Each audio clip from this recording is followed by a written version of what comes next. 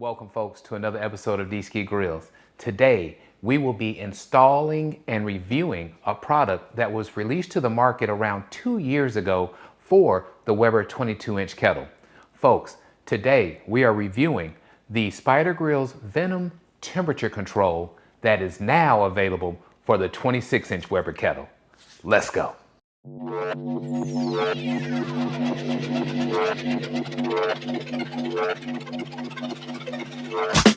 I've been coming up hot for a minute.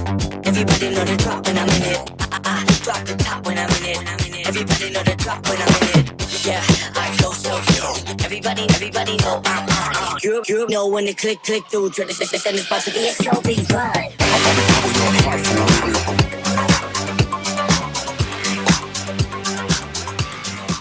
Okay, so you saw that intro. Now, my excitement, like I said, is because for the longest, I've followed this product and I know it has to be awesome, right? Saw tons and tons of reviews for the 22-inch kettle. Now, for my kettle, I have rotisseries for it. I have also the Santa Maria grill that you can put on there as far as an attachment goes. I've purchased pretty much every attachment you can get for the 22-inch kettle. So I figure I'd pass on this one. I have temp controls with my Old Hickory Pits Ace MM. And thinking about it, I even have a temp control for my Gateway drum smoker. But what I haven't had was something special for that beautiful Glen Blue 26-inch kettle. So what I want to do, folks, I want to get this opened up. We can do the unboxing together, let you see what comes with it. And then I plan on going outside today, trying to get this thing installed and showing you how to do it, okay? So I want to thank you as always for joining me. Let's get this baby unboxed together. And as always, let's get cooking. So we are here at the cutting board and we're going to go ahead and get this opened up. So what I'll do is I'll just show you. This is, again, it's the Dski Grillz Venom controller for the kettle, okay? Now, what's supposed to be in here, and if it's not, this video is going to be over, is going to be a way of converting this unit for the 26-inch. So from what I saw, it's just a few tabs to allow it to click right there where that ash catcher and stuff goes, okay? So we'll see. Check this out together. Get this thing opened up. So inside the box, we have a rechargeable battery pack, and I made sure to purchase that. I saw a couple of reviews where sometimes the battery dies, so I did this as an accessory. Don't really know how this is going to go, but I'm thinking when you get on those long, low and slow cooks, you want to make sure that this thing continues to work. So we'll check out the battery pack in future cooks. So we'll put that to the side. Looks like we have a probe thermometer, so pretty simple there, just regular probe thermometer. I believe what makes this convertible to the 26-inch is no more than these clips right here. So we'll check these clips out when we're doing the install and see if I'm right. But I believe this is the only difference that can make it convertible to the 26-inch kettle. Got some paperwork, which we will probably have to read to make sure I don't botch this whole thing. We have a ash catcher, which looks very similar to the Weber type ash catchers.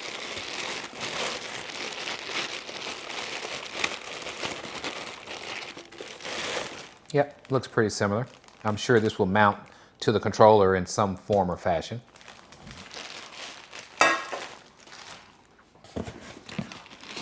Next up, we have what looks to be the control unit itself.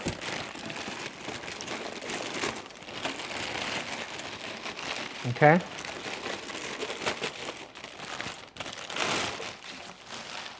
And from what I can see, just right out the gate, it has a very big heavy-duty gasket, and I'm sure that's going to be to keep those temps controlled the correct way, make sure you're not losing a bunch in that process, all right? And then here, we have the controller, okay? So we're going to get this thing figured out, learn how this thing works. I do see some instructions here on the side as well, but this is the controller. Don't know much about it, like I said, but you have probes, right? So 1 or 2 probes is what you can get in here. Looks like it might do up to 3 probes. You have here, which I would imagine is the dial to dial in your temperature. Power button, don't know what these are. It looks like it's Wi-Fi enabled, which I think is going to be absolutely awesome because if I can connect this and can adjust it while I'm on the fly, Well, all of a sudden now I can hit the streets and live while I'm cooking a brisket, making pulled pork. If I got a 6-hour cook, I'm not tied to the grill. I can still move around, take care of other chores or whatever honey-do list that I have to do. Okay, so we'll get this to the side. Okay, so we'll see what else is in the box, and we are almost at the end. And we have our oh so important power charger. Okay. First and foremost, looks like this baby came with 3 probes. Am I right? Okay, so we had 3 probes. All right, so another probe here. These, okay, here's what we have. I'll tell you exactly. I can tell now. What we have is 2 meat thermometers. So these would definitely go into that if you're cooking 2 different things at the same time. And this will probably be for the grill grate itself. So you know your grill grate temperature. Probably as simple as putting this through here, I would imagine. I'll bend this down a little bit. Okay. Clipping this on your grill grate, plugging this into the module as well. That way at grill grate temperature or grill grate level, you know exactly what your food is cooking at. All right. Last but not least, we have a charger. All right, so we have a charger, and that's all we have in the box. And next, folks, I think what we'll do, as you can see, not a whole lot of pieces here. I'll probably read these instructions offline. That way I can come right back and be able to speak to it while we're doing the install. Check out what we have going on with the battery pack. But why don't we open it up together real quick, see how this thing looks as well. Something already popped out. Looks like a USB Type C charger. That's what that looks like.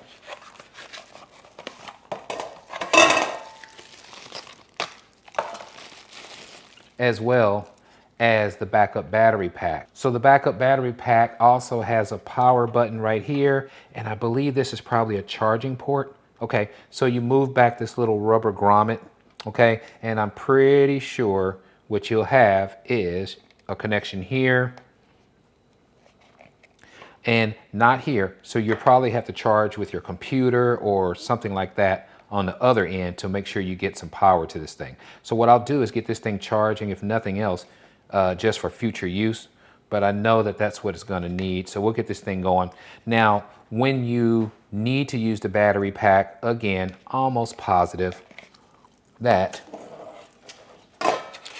you would come right here probably. Looks like in this port right here, plug this baby in.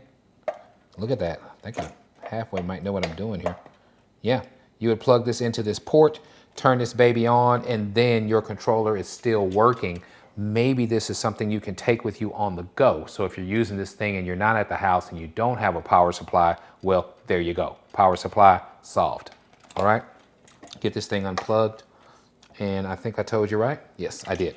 All right. So what we'll do, I'll read these instructions. I'll meet you guys outside. We will get the 26-inch kettle prepped for the install, and that's all we're gonna do today, okay? I do promise you future cooks on the 26-inch kettle using the Dski Grillz Venom controller, but for today, install done. See you guys outside. Okay, so I've read the instructions, and the first thing we have to do is get down and dirty. So what I mean is we're gonna have to go ahead and get the grill cleaned up because we're gonna have to turn it upside down. So we'll get started on that right now. You can see in the view that we have our regular slow and sear, we have our grill grate. So we're gonna get those things removed. Get them set to the side, and hopefully Mama Grillz doesn't fuss at me too bad for making a mess.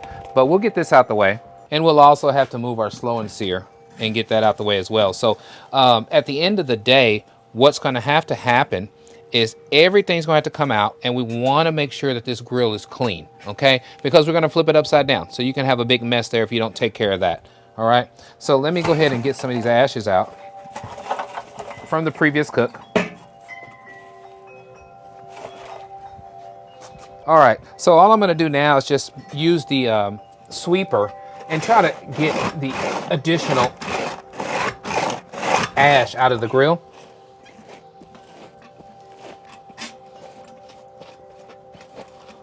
Because the real dirty part's gonna come in when you flip it over, so you don't want all these ashes blowing all over the place. So I'm gonna try to get this cleaned up the best I can. Okay, I'll take this off camera and then get back with you, but I just wanted to show you step one. And step one is definitely getting or removing all of the ash so you can flip the grill over. Now I want to say we're safe to flip it over. So let's do that now.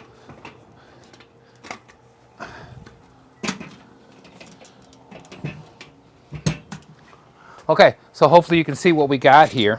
So first things first, we need to remove the sweeper assembly, okay? So we'll go ahead and get that off of here now. It's no more than just tabs again. So we got a few tabs when we install this thing that just need to come up. 3 tabs. All right, and we can slide that out of place. Okay, so we got that out the way. Okay, now that we have everything cleaned up and we've already turned over the kettle, we're gonna go ahead with the install, okay? So let's check this out together. As you can see, we have the kettle upside down. Now what's really important is to make sure, and in this case, I'm already good to go, that your sweeper has that room to be able to rotate back and forth, okay? So I'm gonna leave the sweeper right where it's at.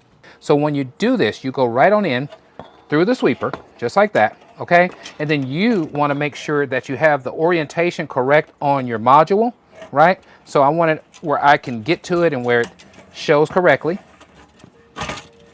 And then all I want to do is make sure I line up those slots so this thing seats easily where it needs to go, okay? So this is where I want to be. Okay, so now we have it in place, and what we have to do next is we have to put this hook or lock type thing on the sweeper. Okay, so coming from up under the bottom, I was able to hook this into the sweeper, and here's what you got. Now you have the ability to open and close your kettle. All right, so we got that. Sweeper is in place. We're gonna come on back with the next step. Okay, so now that we have that in place, what we want to do now is get this baby locked in, okay? So as part of the conversion kit, what we ended up getting is clips. So these clips are all that's needed to be able to use this or convert this to your 26-inch kettle as well, okay? So what we'll do is go ahead and get one out, show you exactly what you do. And what needs to happen is the long part of this clip goes on the outside of the post here, okay? So you put that down, and you literally just push these things down in place. What they do is they make sure that it locks in the Venom, all right? Okay, so for the last clip, we're gonna hammer this down. It's just too high up and I can't get it engaged. Tap this baby a few times, and guess what? We have this baby nice and sealed. Now we're gonna come on back with, let's see what we have here. Yeah, beautiful. So there's our full functionality right there. And what we're gonna do now is come on back with our ash catcher and put that in place. The ash catcher has 2 tabs, right? So all we're gonna do is come on in with 1 tab and go in on this side. You wanna make a good seal. And I also wanna make sure I have this in the right place as well, which is the toggle type tab that you have to snap it in place. So we're going in, making sure we're nice and level. Everything is sealed. And then it is no more than putting the clip in place and snapping it down, okay? So now our ash basket is in place as well. So let's flip this baby over and see how it looks. Yeah, I think we're in good shape. So we still have the functionality of everything, right? And when I say that, we still have our ash catcher right here that is able to sweep, clean out all of our gunk. So we have that. We can close this baby down. We can open it up, whatever we need to do there. All right, and we have our controller in place. We'll go ahead and plug this thing in real quick and then close this video out. All right, so I went ahead and charged the battery pack, and I think I'll use that right now just so we can see how well it does. So this thing is magnetic, which is really good, right? So what I'll do first is just show you that you do have the port on this side right here. So you would just plug right into that, okay? So we'll go in, and what it has is a pretty handy method to where it locks it in place. Okay, so I pushed it in, I heard it snap, I knew it was good to go. The bottom portion here is magnetic and goes right up under the modular itself, okay? So I'll turn it back, let you see what I'm talking about. And we can click right here, and this baby is in place, okay? Now, the fact that it's plugged in, what I'm hoping is that we hit the power button and we're good to go. And look at here, folks. We have the Spider Grills ready to go. Okay, so I'm going to go ahead and get everything hooked up Wi-Fi related, and we're going to see what this thing is all about. But as always, folks, I am really, really appreciative that you hung out with me on the install of the Venom Spider Grills controller for the 26-inch kettle. What we'll do is we'll set this thing up. We'll do more cooks on this thing, or the first cook, very, very soon. I don't know. We'll do a low and slow brisket. We'll do something where we get a chance to just watch this thing, see how it holds temperatures, and see what it's all about. So, as always, if you like what we're doing, please subscribe to my channel. Let everyone know what Dski Grillz is up to. And as always, at Dski Grillz, grilling is not a pastime. It's a passion. Thanks as always for joining me. I'll catch you guys on the next one. We'll be doing all kinds of awesome cooks on the Weber Glen Blue Kettle with the new Venom controller. I've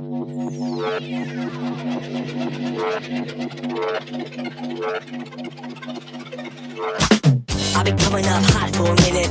Everybody know the drop when I'm in it. Drop the top when I'm in it. Everybody know the drop when I'm in it. Yeah, I go so. Everybody know I'm on. You know when the click through. Dread the send is about to be a so big run.